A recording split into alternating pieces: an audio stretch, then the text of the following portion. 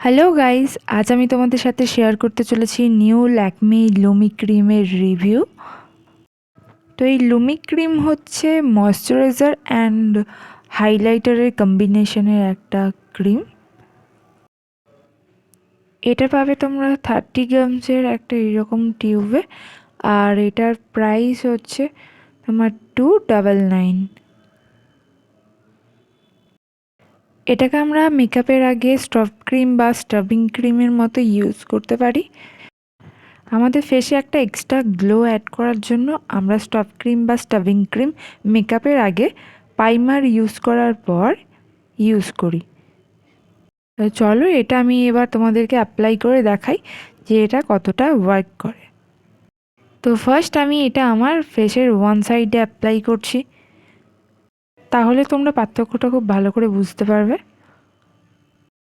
এটা একটু light pink শেডের দেখতে, আর ক্রিমটা দেখলেই মনে হবে একটু হাইলাইটার অ্যাড আছে বলে। তো এখন আমি আমার ফেসের ওয়ান সাইডে অ্যাপ্লাই করে নিয়েছি, তোমরা দেখতেই পারছো একটা সাইডের স্কিন কতটা গ্লো করছে অন্য সাইডের তুলনায়।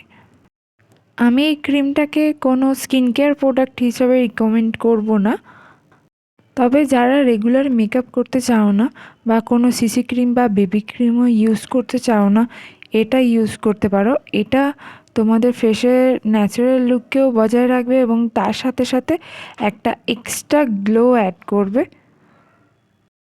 তো যারা যারা মেকআপ ছাড়াই স্কিনকে আরও বেশি গ্লো দেখাতে চাও তাদেরকে আমি এটা রিকমেন্ড করব।